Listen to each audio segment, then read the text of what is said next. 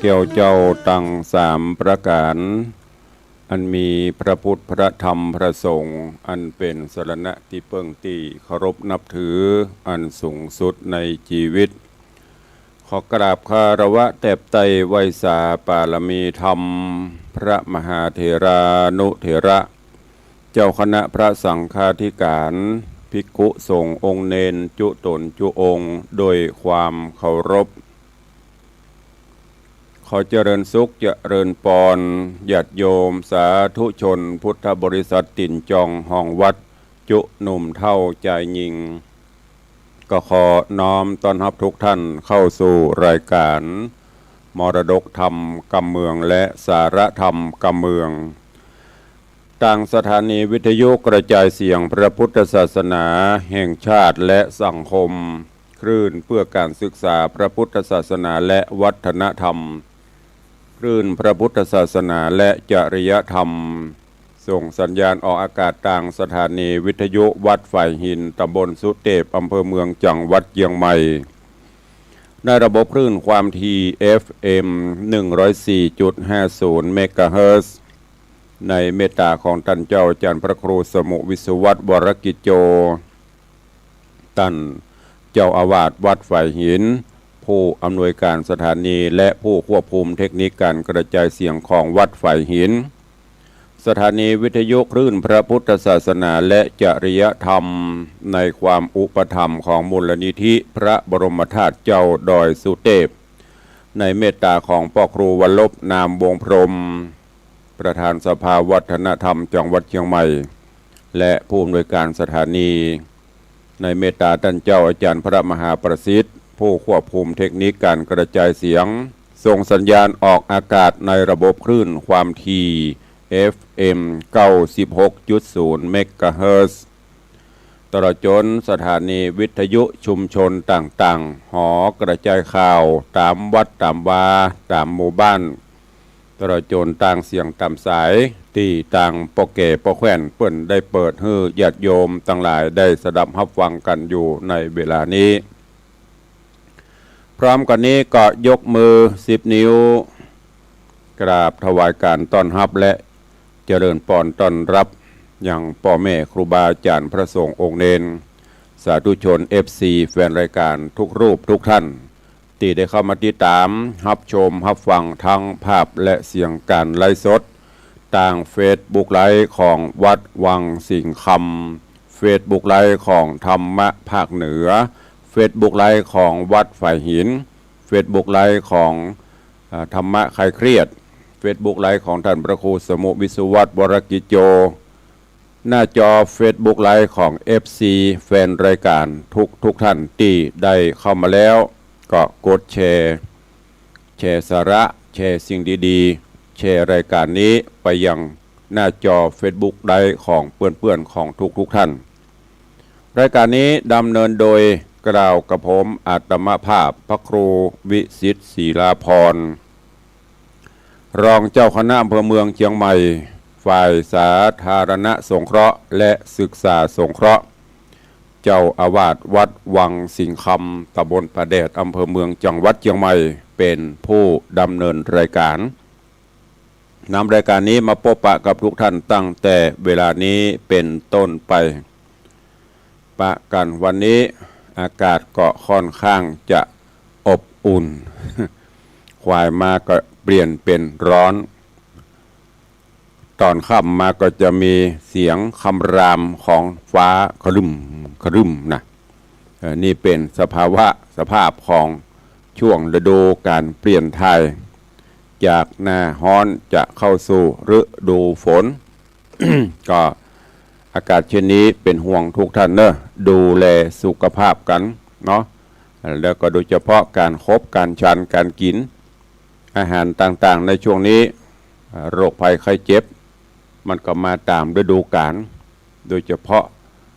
ตอนนี้ก็มีข่าวการกินการบริโภคเนื้อสัตว์ว่าจะเป็นจิ้นหมูจิ้นงัวจิ้นควายพวกนี้ก็จะมีโรคภัยไข้เจ็บแอบแฝงมาตัวเองเพราะฉะนั้นก็การจะกินจะบริโภคอะไรต่างที่ดีก็ปรุงสุกทำให้มันสุกเห็นก่อน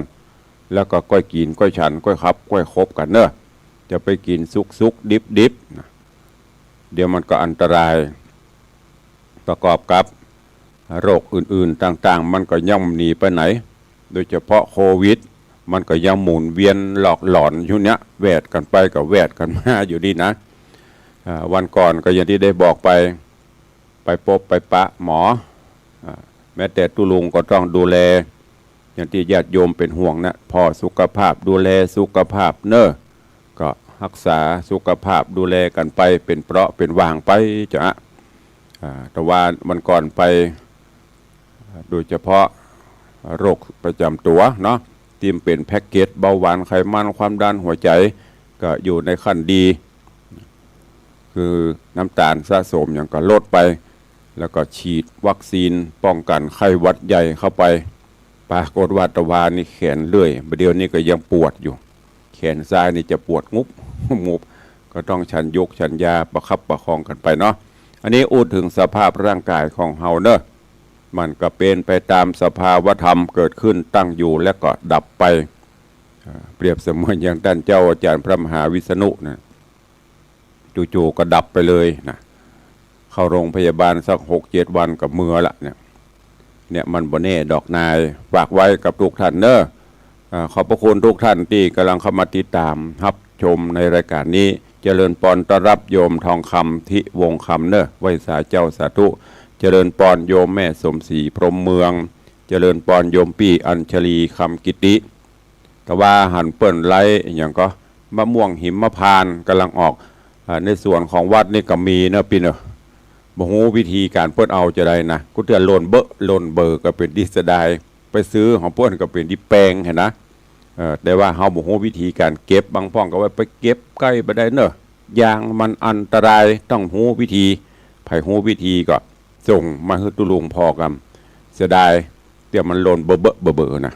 เจริญปอนโยมจันทรายแป้งหลวงเนอะกำลังเข้ามาเจริญปอนโยมพินันอิสมเตปีนพินันอิสม7 สีไว้สาปรมีคำครับเจริญปอนเนอะพินันเนอะวันนี้ไปตอนใดจ๋ว เจริญปอนคุณโยมสลินทิพย์บุญเลิศน้อมกราบไว้สาเจ้าสาธุเจริญปอนท่านนายกเจริญคำยามาว่าที่นายกเทศมนตรีตำบลสันผักหวานติดตามรายการตุลุงตลอดเนอะก็ขออนุโมทนาขอบคุณทุกท่านตัวก็วันนี้ตารายการก็เนาะเขาก็นำข่าวสารงานบุญงานกิจกรรมต่างๆมามาจ๋าแต่ว่าก็ไม่ได้เทศกรรมเป็นบรรยายธรรมไปวันนี้ก็มาฟังกันต่อจะจบไปจบบุคเด้อยาวอละเหมือนกันหูกฟ้าแมงคานลำดับการมาถึงยังผูกสุดท้ายละผูกที่12ตอนที่2ละใครจะปูจาทำก็ปูจาเด้อจะหมดเวลาจะหมดนี่แล้วนะ12ผูก20 กว่าตอนนำมาเทศนายังมีใครปูจากันเทศกันทำซักคนเถอะ ก็อุดแต่พ่องเล่นพ่องเจเนอร์นี่คือตุลุงในวังหยอกล้อกันไปบื้อมันเครียดตอนนี้ไปก็ตั้งอกตั้งใจฟังหูกฟ้าแมงคานไผมีการก็เนี้ยการไปทำไปไม่ใช่เอามือฟังเนาะ เอาหูฟังเนี้ยไปตัวฟังไปตัวขับรถขับรางก็ขับไปแต่ที่สำคัญอย่าลืมสติมีสติกำกับตนกำกับตัวอยู่เสมอเนอะณโอกาสบัดนี้เวลา10เลยมา10 กว่านาทีละตั้งอกตั้งใจฟังเรื่องราวของหูกฟ้าแมงคานในตอนก่อนก็หลังจากที่แมงคานโพธิสัตว์ได้ผ่านพ้นปัญหาอุปสรรคต่างๆในการเดินทางบางเตือก็ล้มลุกคลุกคลานบางเตือก็โรยด้วยดอกกุหลาบเหมือนดังเฮาเจ้าข้าทั้งหลายเนี่ยชีวิตความเป็นอยู่บางวันก็ม่วนอกม่วนใจตั้งแต่เจ้าจนถึงเข้านอนสบายอกสบายใจบ่มีเรื่องราวใดๆมาฮึเครียดมาฮึกึดบางวันก็อยู่ที่ไหนเงาซกตกกึดเรื่องนั้นสเพเหตุละเรื่องนี้นี่คือความเป็นอยู่นี่คือความเปลี่ยนแปลงของสัตว์โลกหมุนไปเปลี่ยนไปเป็นไปตามโลกกระทำ8ดังที่ พระพุทธองค์ได้ตรัสไว้ดังที่ตุลุงได้นำมาอู้มาจ๋าเตือนสติท่านทั้งหลายอยู่เสมอในตอนนี้โพธิสัตว์เจ้าแมงคานก็ได้ผ่านปัญหาต่างๆและก็จะได้พบกับความสุขหลังจากที่ใจวิริยะอุตสาหะความภาคเพียรใจขันติความอดทนใจสติปัญญาแก้ไขปัญหาสถานการณ์ต่างๆผ่านโป้นไปก็ถึงตอนที่จะได้เสวยสุขอาจจะได้เป็นเจ้าบ้านเจ้าเมืองละแต่ว่าเปิ้นก็บละบลืมพูดที่ห่วมสุขห่วมทุกข์กันมาโดยเฉพาะอย่างรามเสนากู้บุญปารมีเปื่อนกินเปื่อนตายเปื่อนตีกอยปรึกษาหารือฮือคำชี้แนะชี้นำมาเมื่อได้ดิบได้ดีแล้วก็บละบลืมผู้ที่ฮือการสนับสนุนผู้ที่มีบุญมีกุลอันนี้แหละญาติโยมทั้งหลายเป็นสิ่งที่เฮาเจ้าข้าท่านทั้งหลายควรจะนำมาคิดพิจารณาก่อนที่เฮาไผที่เคยฮือข้าวน้ำโภชนะไผที่เคยฮือการร่วมเปิ้นเฮาว่าอย่างฮือการอุปถัมภ์สนับสนุนช่วยเหลือสงเคราะห์อนุเคราะห์เฮายามที่เฮาประสบปัญหาตกทุกข์ได้ยากต่างๆอย่าได้ลืมบุญลืมคุณเหล่านั้นเปิ้นเฮาว่ากตัญญูกตเวทิตาธรรมหูบุญคุณของผู้มีพระคุณแล้วไม่ใช่หูบ่ได้นะต้องตอบแทนยามเมื่อเฮาได้ดีได้ดีก็ดีหรือยามเมื่อเฮาปานกลางก็ดีก็ต้องหาโอกาสหาวิธีทดแทนบุญคุณไม่ใช่เป็นคนเนรคุณบุคคลใดเนรคุณโกรธเนรคุณคนเนรคุณผู้มีพระคุณมีพ่อมีแม่เป็นต้นครูบาอาจารย์เป็นลำดับมาบุคคลนั้นอย่าหวังความเจริญก็จะมีแต่หายนะมีแต่ความเสื่อมเนอะอันนี้บ่ได้แจ้งนะตามหลักธรรมะเพราะฉะนั้นตอนนี้เจ้าบ้านเจ้าเมืองปราณสีก็เตรียมการที่จะต้อนรับเอาอย่างแมงคานโพธิสัตว์เจ้าเข้าสู่บ้านสู่เมืองเรื่องราวของหูกฟ้าแมงคานจะเป็นจะใดนิมนต์และเจริญปอนเชิญชวนทุกท่านเนอะติดตามรับฟังในตอนต่อไปณโอกาสบัดนี้ นะโมตัสสะภะคะวะโตอะระหะโตสัมมาสัมพุทธัสสะสาธโวฟังลาโสตุจนะสัพพุริสะตังลายตั้งยิงและใจม้วนหมู่ที่ได้ปากันตัวมาติดตามสู่ดาฟังยังรัสธรรมเทศนาหูกฟ้าแมงคานลำดับการมาแถมแล้วเนอเจ้าขอเจิญศรัทธาต่างหลายหนุ่มเท่าจุงตั้งจิตใจเราทอมทาและดาฟังต่อไปไปนานี้และนาญาธากาละใดตะตาในกาละนันพระนอจันพุตตา สลีกัญญาสะพายตังเต้าใหญ่รามเสนาก็ปาเอาปริวานมาฮับพ่อแม่เจ้านบน้อมกราบปตาอาราธนาเข้าสู่ในที่อยู่หอพระพาในกาลนั้นนาอันว่าเทวบุตรเทวดาอินตาพรหมครุฑนาคน้ำปรมัยไอส่วนกุมพันกุมมาพันกันตาปะธรรมอากันตับปะยักตังมวลยักขราชหมู่ปจาจาตมนุษย์สา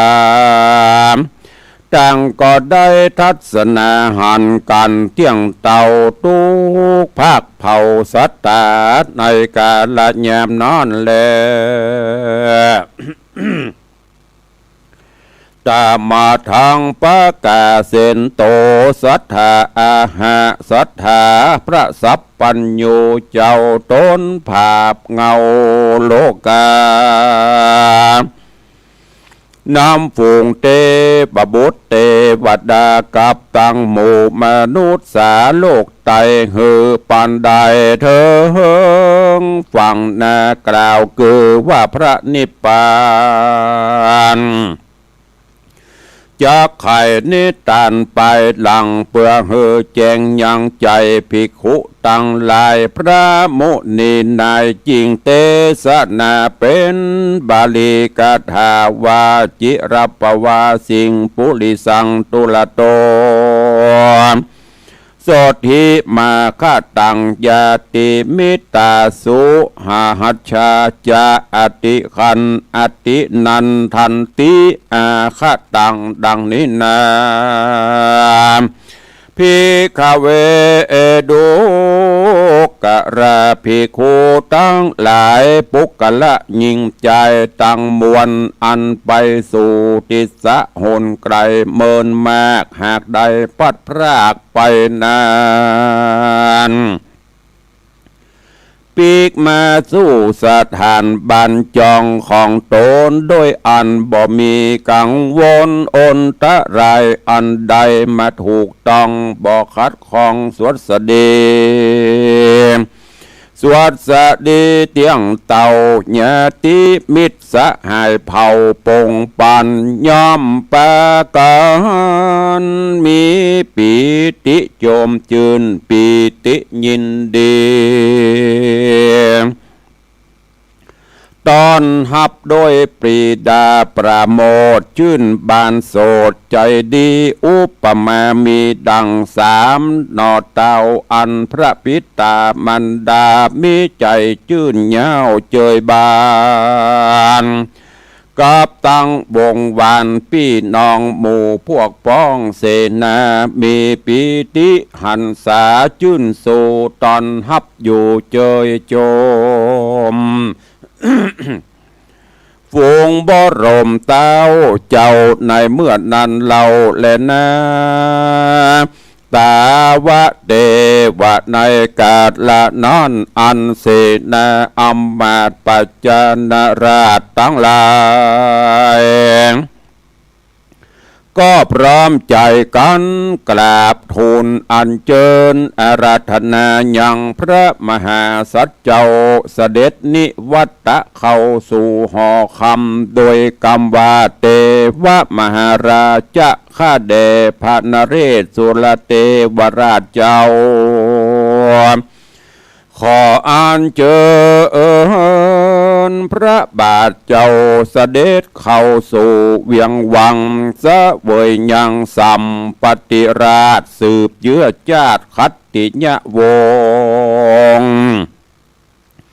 เป็นมหามงกุฎดำรงรัฐเทศแห่งประเทศเมืองปาราณสีเป็นที่เปิ้งแก่เจียงจีปัจจานราชดังฝูงอมาตย์เสนาปาโหจนะเจ้าโล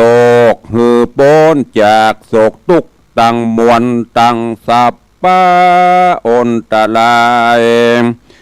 หลวงเตตะใจกังกันฮือมีความสุขเที่ยงมันตีขายืนยาวยิ่งโยดตุกเสียตุกเจือโคตรอนันตาในโลกาไตลาห้มฟ้าเหนือดินดอนขอพระผู้ทอนผายโพดหับนิมนต์ผู้ค้าตั้งหลายโสดอันมากราบว่ากราบทูลขอนิเตอว่าอันวันนั้นแลตัดสตังวัจนังสุตัวมหาสัตโต อันว่าพระมหาสัจเจ้าเพิงยังกะฟังยังกำแห่งเจ้าเสนาอัมมาตอันมาอาราธนาเอา พระองค์เฮาฮับแล้วแยมนันพระเกศแก้วปิตาฮับสั่งเฮยังมหาเสนาอำมาตย์นำบุตรธิราชเสด็จสู่หอคามฝูงเสนาโยธามากนานำทวนนาตั้งเจ้าฟ้ามากหลวงลายฝูงเจ้าดินหยาดใหญ่เป็นถอยแนนเห็นนาแห่พระยอดซอยแมงคานตามานากาอันไต่เต้าหยัวลิญาติเข้าสู่เมืองตองไปตามมักตะมักกากองเตียวไตเจ้านายไพรโมเตปามีเอกสันตาพร้อมนาบ่เนเอิญจะเยื่องใดมีน้ำใจเป็นสามัคคีมันเก่นกลางเศรษฐศาสตร์แผ่นตาแผ่นคำงามมหามกุฏตามบอกกราดสอดสปายดาบสลีกันใจเกือกวานเกี้ยวรุ่งเรืองไรผ่องแผ่วปัดวีละจนีเลิศแล้วกางามงอนยอดน้อยตุ้งใจแลนประวรบอดเศร้าปัญจะมาลาเล่าหาพระการเกิดว่าดอกตายเหินตายห่านดอกพุดดอกซ้อนและดอกผักกาดเป็นทวนแห่เข้าตอกดอกไม้แต่งทาดาพายไปก่อนนะตั้งอันพระเจ้าเสด็จมาตามโบราณจารีตบ่มังฮีดเลยแผ่นปางเมื่อพระเมงคันเสด็จเข้าสู่เวียงแก้วกุรัฐาฝูงริปนโยธามาจ้างรถแอนกว่ารถเล่มกวางเจียงคันเสนาหันแต่งยองยายหยาดสองหลังไหลทมปุรีโรมสะอาดเอากันโยริญาตราไปตีกองนันตะเพลีใจดังตะตวนเสียงก้องร่วนปุ่นฟังเป่าหอยสังดังวอตั้งสลอซึงซึ่งแต่ตะแลเหินเสียงสะเทือนสะนันกองกู้กองเสียงใหญ่สละในพร้อมพรำทุกภาคสำดนตรีตั้งปินเปียมโหรีปีแก้วตั้งขะจังดังจะเจียวปุ่นวอนพื้นแผ่นทอนกระเดือกดุงตั้งฝุ่นผงฝุ่นฟุ้งมืดบดบอนโยธาโหนโหห้องเสียงสะนันกองตัวธานีการเล่นมีหลายสำเจิงใจพรำลายหลากฝูงจ้างฟ้อนมีหลวงหลายมวลมากจ้อยสอหากลายจุมตามใจหุ่มเจ้าจ้างเล่นมีกู้อย่างลายอ่อนนามหาโยนฟันเตะหีบวิ่งออกรีบลบไปเจิงใจไวตบแทบลงนอนแนบติดดินทรณินจิตจันมีมากอันลายไต่เชือกนางผายแอนฟ้อนเต้นหยอกย้อนไปมาไปปินราเสาไม้เอาหลังขึ้นปาดไว้ย่อนหัวลงหกโยนต้นขึ้นฟ้าหายลับนาไปปันบังหวนควันหลายแบบใส่เสื้อแคบลายคำโจกต่อตำ ยกกวนเยะแอนฟ้อนเป็นลายจางมาใหญ่หยาดถอยรถใหญ่น้อยแกว่งไกวโกงคนตั้งปวงละลดละลาดหมู่อำมาตย์เสนาฝูงโยธานับล้านเสียงสะตานโครมครามดังตุ้มตามตุ้มตามร่วนเราเล่าร่วนเสียงขะตวนลือลมหลังไหลถมเข้าสู่เบียงแก้วโกปาลาณสีเมืองพระผู้มีพันเกลาฝูงจ้างเหล่ากุญชรห้องโกนจนากรรมปนาดก้องอากาศไปบนอัศตังมวลนาหืนเห็นหกโยนแลนเจิงกา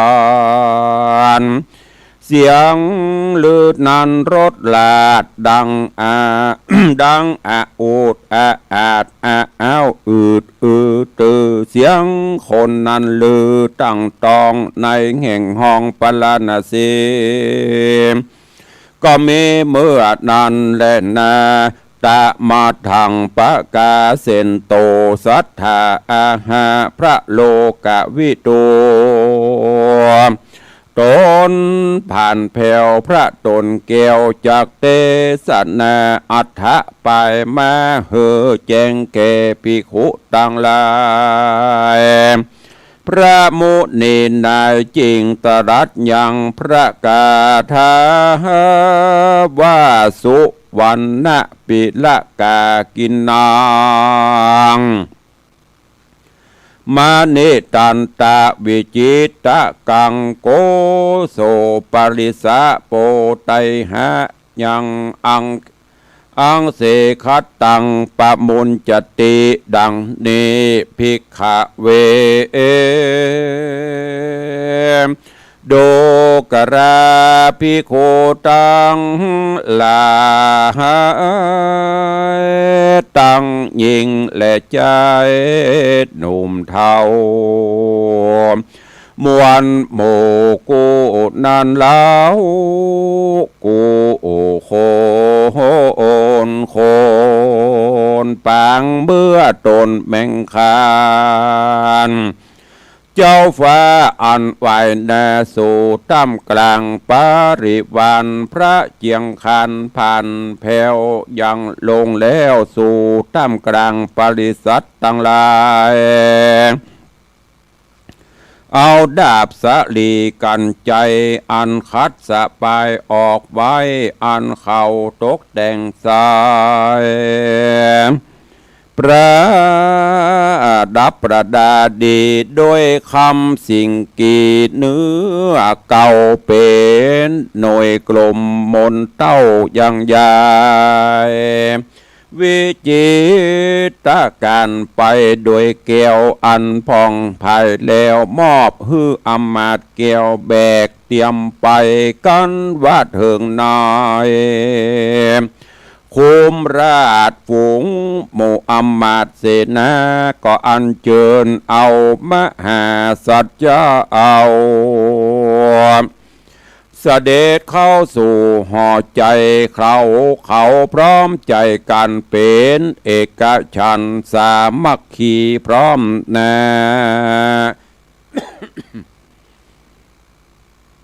มีพระเจ้าฟ้าธรรมกิติกาเป็นเก้า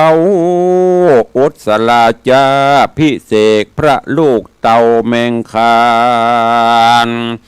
สะเหลบัวบานสะพายราชาพิเศษให้เสวยราชสมบัติเป็นพระมหากษัตริย์ตนใหญ่ปกของไพรเสนาเป็นเจ้าแก่ประจานราชเป็นที่ปิญะมุตูแฝงไฟฝุ่งคนน้อยใหญ่ยิ่งใจ ในป่ายไตมหาเศรษฐชาติร่มกว้างยศอาจอ้างลือจะมีสมัญญานามว่าพระเจ้าฟ้าแม่งคันธรรมิกราชอภิเษกนางนาถไทยพรหมจารีเป็นอาการะมเหสีเก้าแก่สนมเหล่าปาริวานกาณนาการ60,000เป็นคลาตั้งรามเสนาเป็นเอกอัครเสนาเก้ายามนั้นเล่าก็กระทำมังกรการเบิกบายลอยสีอัญญพิธีทูลขวัญเจ้าฟ้าพระนราพระนรลาพรหมจารีกับตังเสนาบดีผู้เงานางเจื้องเจ้าปฐุมวดีแทนหวานยกเอาตาลใบสีเก้าจันจัดเป็นขอบคันบวรประดับประดาบุภามลางามงามหลายสิ่งกลิ่นหอมยิ่งกวนละเมาเอามาปักสอนตามยอดและกาบมีตั้งดอกกุหลาบและดาวเรืองมีตั้งจำป่าเมืองจำป่าแขกใส่ซอกแซกซ้อนกันตั้งดอกเบญจวรรณเบญจมาศดอกประหลาดหลายสีมีตั้งดอกจำปีหอมอ่อนมะลิซ้อนอุ่นอ่อนเอาแม่ปักสอนตามยอดและกีบปักบัวจีบมดใสมีตั้งดอกหอมไกลปักไข่มีตั้งเอื้องมอนไข่และเอื้องตาควายเอามาปากยาเป็นทอยมีตังเอื้องกาบย้อยแวดวีเอียนวงมีตังสามปอยดงและสามปอยบานมีตังฟ้ามุ้ยบ่หยุดหย่อนยานสีอ่อนเขียวเหลืองเอาดอกเยืองเงินพอดเป็นตีเยื่องเอื้องจางกรีโดเป่ามีตั้งเอื้องจางดำจางแดงยาวจ่อเซิงไกวแกว่งเนื่องเป่งซอนบายวงนั่งในเขาเจ้าตอดวันนาตาตามน้ำจังจะทำงามหน้าน้ำปูนพอเส้นไฟต่อสีขาวสำลียาวไฟเตดดูวิเศษนักหนาตั้งไว้ในที่สัมมุขาตอดหน้าพระเจ้าฟ้าองค์คำแล้วกล่าวกำยอกำตนสิริขวัญว่าอาจารย์โสอาจารย์โยอาจจะมังกะโลอาจจะในวันนี้ก็หากมาเป็นวันดีสลีญาสลาบใจจนะภาพข้าศึกศัตรูเป็นวันมังกะละโจใจโจกสุขโยบใจญาสาปะโรกะคลายฝีเคราะห์ลายหลีกไกลกราฝูงภัยญาโปรดไปผู้ขาม่อนไทยตั้งมวลขออาราธนาทูล ญสะเลขวนมงคลเจ้าฟ้าพระนอดลาพรหมจารีเสนาบดีเพื่อนเต่ากับตังสองนางนอดเนาแทนวานทวัดจิงสาการ32 ควันจะเอาอย่าได้ต้องตาไปอยู่ป่าดงนาเน้นที่ตีนั้นบ่ใจเป็นที่เมืองคนวันนี้โซนไกลกว่า32 คนอย่าได้ลาเตียวนี่32 คนเจ้าอย่าไปอยู่ดีลีแก่มฟ้าตีห้องฟ้าหมอกเมยขาวตีนั้นเป็นตีเย็นหนาวเนนากูอวนพราก32 คนเจ้าอย่าไปอยู่เมืองนาคฝากฝั่งจะลาทาน32 คนเจ้าอย่าไปสุขสำราญจื่นสู้มัวเมาอยู่กับฝูงกินนรี32 คนอย่าไปเตียววิธีไฟขออ่านเจิญมาอยู่กับเนื้อตัวตนขออาลาธนาสิเลโคต่างมวลรีบเร็วมาอย่าจะฮับเอาเครื่องสักการะปูจาอันสักงามดีแล้วจงจักสิติขายืนยาวยิ่งโยดสุขเกิดกุมตลอดจิรัติการนานจุงจักเมตามบาลีกถาวัจตโลธรรมาวัตันติอายุวันโนสุขังพลังดังนี้ในกาลนั้นจะเลนาเตวาสังขาโยปิส่วนอันว่าเตวบุตรเทวดาทั้งหลายมวลมากฝูงครุฑนาคสักขะยักขากุมพันธาตั้งมวลอันปากันมาส่งภูมิพลเจ้าฟ้านางนอลาพรหมจารีการว่าเบิกรายสียังพระมหาสัจเจ้าแล้วฮือสะเวยหากแด่นเกี่ยวปลนาสีเตียงเต้า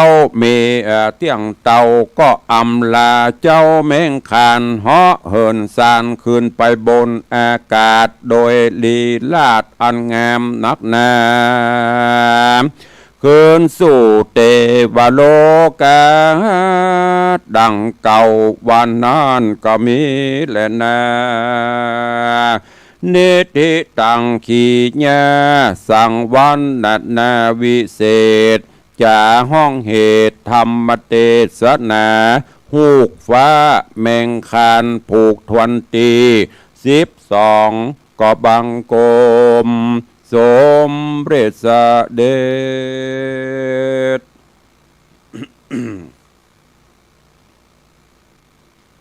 พระธรรมเทศนาหูกฟ้าแมงคานลำดับการมาถึงยังผูกที่12ยังบรจบจะเนอะค้างแหมสักตอนปลายก็จะจบละในตอนนี้เปิ้นกำลังปลื้มปีติยินดีกำลังห่วมกันเบิกบายลอยสี ถ้าเป็นบ้านเฮาเปิ้นของว่าสถาปนายกเอาอย่างแมงคานขึ้นเป็นกษัตริย์ปกครองเมืองปราณสียกเอารามเสนากู้ปุญญาปารมีขึ้นมาเป็นเสนาอำมาตย์ผู้ใหญ่ถ้าเป็นเดียวกับเป็นแม่ทัพใหญ่เป็นทหารองครักษ์พิเศษในตอนนี้เปิ้นกำลังเบิกบายรายสีห้องเข้าเอาขวัญแล้วก็มีการแสดงมีการละเล่นรื่นเริงสมโพธิอยู่เจิญเอาแมงคานขึ้นสู่ปราสาทราชมนเทียนเพื่อความเป็นเจ้าบ้านเจ้าเมืองปกครองไพร่ฟ้าประชาราษฎร์เพื่อให้บ้านเมืองร่มเย็นเป็นสุขเรื่องราวจะเป็นจะใดก็ก่อยติดตามฟังกันไปเนอะติดตามฟังกันไปแหมสักตอนหน้าอาจจะอวสานหรืออาจจะเลื่อนไปเป็น2 ตอนเนอะเพราะยังค้างยาวอยู่ใต้รายการเปิ้นใต้ผูกเปิ้นก็จะสรุปหรือว่ายกเอาเรื่องราวต่างๆมาสรุปให้ฟังโดยเวลาจำกัดวันนี้ก็ขอโป่งวางไว้แต่เพียงเต้าอี้ก่อนเนาะโอ้กราบขอบพระคุณครูบาอาจารย์เนอะตลอดจนญาติโยมทั้งหลายทางหน้าจอ Facebook ไลฟ์ ก็หลั่งไหลกันเข้ามาเป็นจำนวนนักวันนี้โฮงศิลป์รัตนประสาทบ้านร้องดอนใจเนาะ เจ้าของปราสาทครูบาอาจารย์ผู้มีศิลปะอันนี้ก็ป่นแป่งสปะสปันเมินแล้วนะหาเสพ ตอนนี้ก็ขอน้อมกราบไหว้สาเช่นเดียวกันเนอทุกปีเปิ้นจะยกครูบาอาจารย์เปิ้นก็หันเปิ้นลงเฟซเหมือนกันติดตามทางเฟซก็ลูกศิษย์ลูกหาก็ไปห่วมกันเนอะ โฮงปราสาทตามพระครูวัดร้องดอนใจนี่เปิ้นมีฝีไม้ลายมือในการประดิษฐ์ประดอยตกแต่งนอกจากนั้นเจริญปอนเจพันเชียงใหม่เนอะเจพันเชียงใหม่ยายเอ้ยดอยซิวแล้วก็คุณโยมสุภาพขันนาเจริญปอนเนอะเข้ามาติดตามครูบอยเทพประสิทธิ์ต้นเฮือดโยมศรีนวลทาแก้วโยมสุพันนีเข้ามาติดตามรับฟังรับชมทางหน้าจอโยมระนองสุภาพแล้วก็มีโยมศรีจันทร์กันทะโยมศรีจันทร์แล้วก็ปินันล่าปินันจรันปิยจันทร์โยมเพ็ญศรีโยมตู่โยมทองคำที่วงคำปินันอิสมเตปินปินันอิสมเจ็ดสีเข้ามาทางหน้าจอหลายท่านหลายคนเนอะตักบะทวดถึงกระเดียวก็จะเข้าไปคอมเมนต์มาลูนเนอะเพราะว่ากลัวมันล่มใจโทรศัพท์ไลฟ์สดตัวก็ขอบพระคุณทุกท่านตัวก็ญาติโยมต่างหลายเนอะในช่วงนี้อยู่ในช่วงของสัปดาห์ส่งเสริมพระพุทธศาสนาวันวิสาขบูชาโดยเฉพาะแล้วที่บนวัดพระธาตุเจ้าดอยสุเทพในเมตตาพระเดชพระคุณหลวงพ่อท่านเจ้าคุณพระธรรมเสนาบดีหลวงพ่อเจ้าคณะภาค7เจ้าอาวาสวัดพระธาตุเจ้าดอยสุเทพร่วมกับทางมูลนิธิพระบรมธาตุเจ้าดอยสุเทพก็ได้จัดกิจกรรมสมโภชน้ำสงฆ์พระราชทานจัดกิจกรรมฉลองสมโภชพระบรมธาตุเจ้าดอยสุเทพอันเป็นที่กราบไหว้สักการะบูชาของเหล่าพุทธศาสนิกชนทั่วโลกเป็นประจำกู้ปีวันวิสาขบูชาทางวัดก็จะมีกิจกรรมเริ่มมาตั้งแต่วันที่4ละนิมนต์พระสงฆ์มหาเถรานุเถระเจ้าคณะพระสังฆาธิการพระสงฆ์ทรงสมณศักดิ์โปรดเมตตาเจริญพระพุทธมนต์สมโภชแล้วก็มีขบวนอัญเชิญเครื่องสักการะบูชาพระบรมธาตุเจ้าของศรัทธาญาติโยมแต่ละวัดแต่ละวาแต่ละตำบลแต่ละอำเภอก็จุ่มสุ่มประนุมกันตลอดทุกวันเนอะ ปุ่นไปจนถึงวันอัฐมีพุทธหลวงพ่อเพิ่นจัดนะถึงแม้นวันที่11วันวิสาขะเสร็จสิ้นไปก็ดำเนินการต่อไปก็เจริญปอนเจิญเนอะไปร่วมกันและโดยเฉพาะคืนวันที่10เพิ่นก็จะมีการเตียวหรือว่าเดินขึ้นดอยเป็นฮีตเป็นห้อยที่ปฏิบัติกันมาก็เจริญปอนเดินเจิญทุกท่านตัวแล้วก็งานบำเพ็ญกุศลศพของท่านเจ้าพระมหาวิษณุจารุธรรมโมอดีตเจ้าอาวาสวัดเจ็ดรินอดีตพระนักจัดรายการวิทยุคลื่น96ได้รับแจ้งจากทางปกครูวันลบนามวงพรหม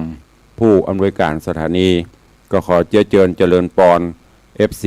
แฟนรายการต่างคลื่น FM 96หรือทั่วไปคลื่นสีขาวก็ดีติดตามรับฟังท่านเจ้ามาก็ทางสถานีจะเป็นเจ้าภาพร่วมกันในการบำเพ็ญกุศลศพในวันที่15เนอะคืนวันที่15ก็ใครจะร่วมบุญกุศลก็เจริญปอนเจิญให้ห้อมกันตามกำลังศรัทธาเนอะแล้วก็ในส่วนของการบำเพ็ญกุศลต่างๆนั้นก็เดี๋ยวถ้าเสร็จวิสาขบูชาก็จะได้นำเรียนแจ้งให้กับทุกท่านได้รับทราบตัวในส่วนของงานคณะสงฆ์จังหวัดเชียงใหม่ตีตุลุงและรายการต่างๆได้นำเรียนไปนั่นก็คือการก่อสร้างพุทธมณฑลจังหวัดเชียงใหม่อันเป็นส่วนรวมของญาติโยมศรัทธาในด้านที่เขาจะได้ใจเป็นที่จัดกิจกรรมต่างๆในทางพระพุทธศาสนาและกิจกรรมต่างๆทางสาธารณประโยชน์ซึ่งได้ดำเนินการก่อสร้างขึ้นที่บ้านโทกเสืออำเภอดอยหล่อจังหวัดเชียงใหม่ในพื้นที่ประมาณ190ไร่ก็จะได้ก่อสร้างห้างแปลงสถานที่ต่างๆให้เกิดรมณียสถานเป็นที่ไหว้ที่สาไผ่ไปไผ่มาไปปฏิบัติธรรมการไปทำกิจกรรมต่างๆก็จะได้สะดวกสบายในเมตตาของหลวงพ่อท่านเจ้าคณะจังหวัดเชียงใหม่หลวงพ่อท่านเจ้าคุณพระเทพมังคลาจารย์ร่วมกับพระเถระระดับเจ้าคณะผู้ปกครองเพิ่นก็ได้แบ่งกันแต่ละอำเภอคณะสงฆ์เฮา25-26อำเภอนี้ช่วยกันอำเภอนั้นรับแบ่งนั้นอำเภอนั้นรับผิดชอบอันนี้ในส่วนของอำเภอเมืองเชียงใหม่อำเภอกัลยาณิวัฒนาและอำเภอสะเมิง3อำเภอนี้ได้มีเถระบัญชาจากหลวงพ่อเจ้าคณะจังหวัดให้รับผิดชอบในการก่อสร้างสถานที่ประสูติสถานที่จำลองสถานที่ประสูติขององค์สมเด็จพระสัมมาสัมพุทธเจ้าซึ่งจะใช้งบประมาณก็ประมาณ9 ล้าน10 ล้านบนเด้อในตอนนี้ทางคณะสงฆ์อำเภอเมืองเฮาก็รวบรวมปัจจัยสมทบช่วยกันไปแล้วก็จะได้ประกอบพิธีวางศิลาฤกษ์ในวันอัฐมีบูชาวันอัฐมีบูชาตรงกับวันที่19เนอะวันที่19พฤษภานี้ก็จะได้ประกอบพิธีวางศิลาฤกษ์โดยเมตตาปรมีพระเดชพระคุณหลวงพ่อเจ้าคุณพระธรรมเสนาบดีเจ้าคณะภาค7เมตตาเป็นประธานร่วมกับเจ้าคณะพระสังฆาธิการก็เชิญชวนญาติโยมศรัทธาร่วมบุญกุศลด้วยกันเนอะในการก่อสร้างสถานที่ต่างๆที่พุทธมณฑลจังหวัดเชียงใหม่ของเฮาก็ขอประชาสัมพันธ์ให้ทุกท่านได้โมทนาบุญและรับทราบโดยทั่วกัน ในส่วนของทางวัดวังสิงห์คำก็คงต้องย้ำเตือนเชิญชวนทุกท่านเนอะในรายการนี้ทางวัดก็จะมีซึ่งตอนนี้ทางตุลุงร่วมกับคณะกรรมการศรัทธาญาติโยมก็ได้ร่วมกันก่อสร้างกุฏิสงฆ์โฮงหลวงซึ่งหลังเดิมก็สร้างมาเมิน30-40 ปีก็หมดอายุไขลงสภาพต่างๆก็เสื่อมไปตามสังขารของเปิ้นก็จำเป็นต้องรื้อถอนออกและดำเนินการก่อสร้างใหม่เพื่อความปลอดภัยของพระเจ้าประสงค์ศรัทธาญาติโยมตัวเองในตอนนี้ก็ได้เริ่มดำเนินการก่อสร้างกุฏิสงฆ์โฮงหลวงหลังใหม่ขึ้นแทนหลังเก่าในการนี้ก็เชิญชวนญาติโยมให้ห้อมกันจะได้ปูนหินดินทรายเล็กกะอย่างก็สุดแล้วแต่จิตเจตนาศรัทธาเนอะ แล้วก็ในกิจกรรมแห่งอันหนึ่งของวัดนั่นก็คือประเพณีส่งน้ำพระธาตุใส่ขันดอก108ของวัดวังสิงห์คำประจำปีนี้ตรงกับวันที่23 24 25เดือนมิถุนายนคือเดือนหน้านี้เนอะก็จะมีประเพณีส่งน้ำพระธาตุโดยยึดเอาเดือนเก้าเหนือเดือนเก้าดับเดือน7ใต้เดือนเก้าเหนือตรงกับวันที่23 24 25หรือ23 24 25มิถุนายนตลอด3วัน3คืนก็จะมีพิธีส่งน้ำพระธาตุมีพิธีใส่ขันดอก108แล้วก็ชมการแสดงศิลปะวัฒนธรรมปืนบ้านล้านนาเนอะท่านผู้ใดมีกุศลและจิตเจตนาศรัทธาที่จะร่วมบุญกุศลฮับเป็นเจ้าภาพสังฆทานจตุปัจจัยตยทานที่จะน้อมถวายพระสงฆ์ที่เขาได้กราบอาราธนานิมนต์มาเจริญพระพุทธมนต์สมโภชตลอด3วันสังฆทานชุดใหญ่ชุดละ1,000 บาทสังฆทานชุดน้อยชุดละ500 บาทส่วนต้นเงินที่จะสมทบสร้างกุฏิสงฆ์ก็ตามกุศลจิตเจตนาศรัทธาที่หิมาหาได้นำมาโอ้มาจ่ามาประชาสัมพันธ์เนอะบ่ได้มาโกดเกณฑ์บ่ได้มาบังคับใดๆเนอะญาติโยมมีเจตนาใครให้ใครหอมก็ให้ก็หอมบ่มีจิตเจตนาศรัทธาหรือว่ามีจตุปัจจัยก็ยกมือ10 นิ้วตั้งจิตอธิษฐานร่วมบุญกุศลเอาก็ได้เดี๋ยวเปิดจะว่าโอ้ก็เดี๋ยวก็รายการนั่นเดี๋ยวก็รายการนี้อันนี้นำเป็นสะพานบุญนำข่าวสารบุญมาบอกมากล่าวเพื่อญาติโยมมีเจตนาศรัทธาอยากจะร่วมก็เจริญปอนเจิญได้เนอะอย่างที่ตุลุงได้บอกไปตอนนี้ก็มีโยมปอเลี้ยงธนวัฒน์โยมแม่เลี้ยงทัดพิชาอันนี้ก็เป็นเก้าเป็นกันเป็นปฐมคือกับต่างวัดรวมเป็นเจ้าภาพปัจจัยมาสังฆทานชุดใหญ่11 ชุดชุดน้อยแหม10 ชุดรวมปัจจัยกับ16,000 บาทนอกจากนั้นก็มีโยมพินันจรัญปิยจันทร์บ้านโดยซิวและญาติมิตรรวม2 ชุดมีพินันอิสมเตปินหรือว่าพินันอิสม7 สีก็ร่วมเป็นเจ้าภาพสังฆทาน1 ชุดโยมปีอัญชลีโยมปีสมพรรัตนังหรือว่าโยมปีชิชบาก็ร่วมทำบุญ1 ชุดนอกจากนั้นก็มีโยมปะเท่าพงไม่เท่าบัวเงินร่วมทำบุญตัวก็เชิญชวนทุกท่านเนอะใครจะห่วมก็โทรศัพท์เข้ามาได้เดี๋ยวเวลาแหมตารายการแหมเล็กน้อยจะได้ตักได้ตายได้อู้ได้จ่าพี่น้องศรัทธาตั้งบ้านตั้งจองใครจะอู้จะเอ่ยกับตุลุงเนอะเข้ามาได้0817836540เข้ามาเนอะใครจะอู้จะเอ่ยจะจ่ากับตุลุงตั้งบ้านตั้งจองส่วนต่างเฟซมีอันใด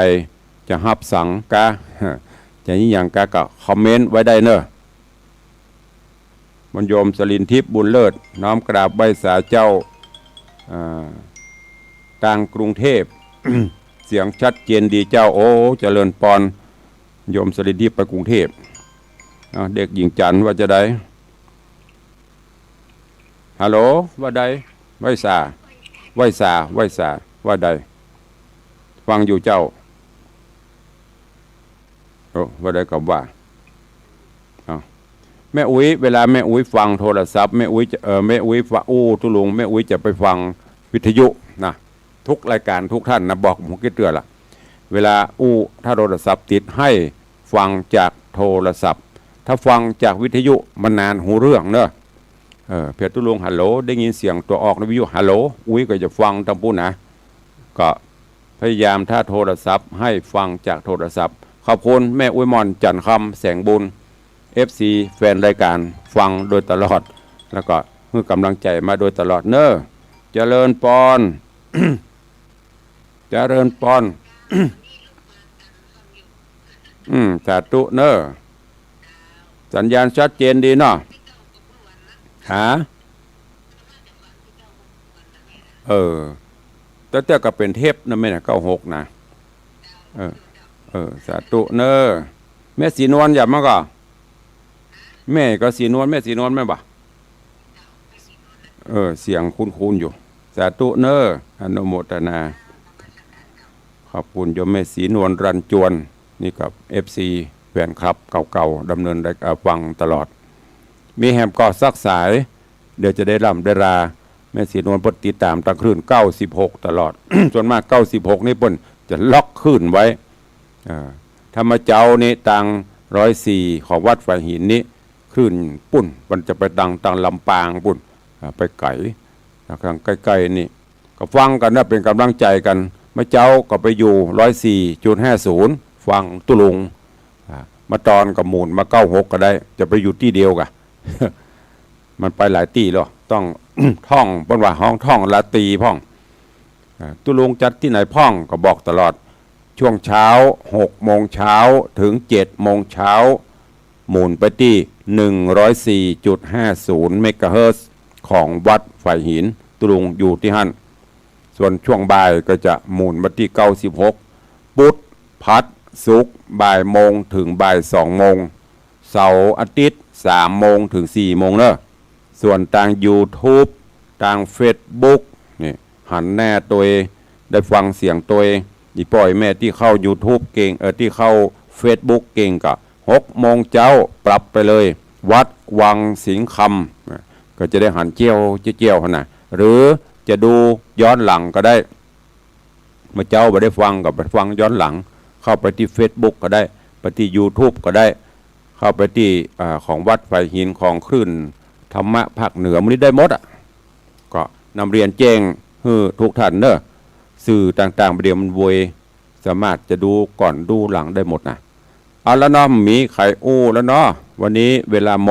ดเวลาแล้วตุลุงขอนำรายการจากไปก่อนเนาะ